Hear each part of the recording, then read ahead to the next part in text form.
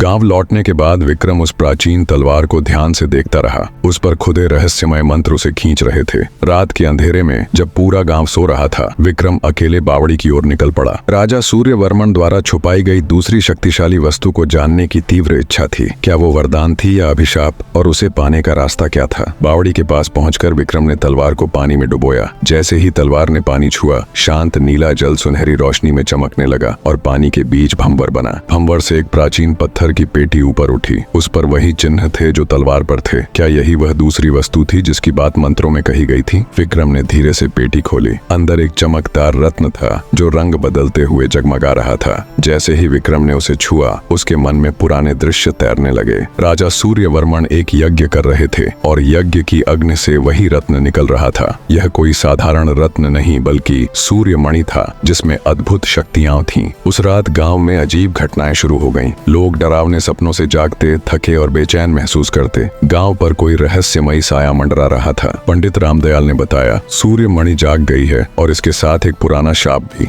अगर इसका गलत उपयोग हुआ तो परिणाम विनाशकारी हो सकते हैं। विक्रम ने समझ लिया कि उसने अनजाने में गांव पर संकट बुला लिया है। अब उसे मणि के रहस्य जानने होंगे। उसने पंडित जी से सहायता मांगी। पंडित जी ने बताया, मणि की शक्ति को नियंत्रित करने का रहस्य एक प्राचीन मंदिर में है जो घने जंगल के बीच छुपी एक गुफा में स्थित है। विक्रम अकेला जंगल में प्रवेश करता है। रास्ते में उसे खतरनाक जानवर और कई बाधाएं मिलती हैं। उसे लगता है कोई उसका पीछा कर रहा है। रात में वह पुराने खंडहर में रुकता है। वहाँ दीवारों पर चित्र बने होते हैं। एक योद्धा सूर्यमणि का प्रयोग करता है और अंत में हार जाता है। क्या मणि को नियंत्रित करना असंभव है? क्या विक्रम का अंत भी वैसा ही होगा या वह उस शक्ति को संतुलित करने का रहस्य पालेगा? कहानी में आगे क्या मोड़ आएगा, जानने के लिए जुड़े रहिए और चैनल सब्सक्राइब करना न भूलें ताकि अगली रहस्यमयी कड़ी आपसे छूट न जाए।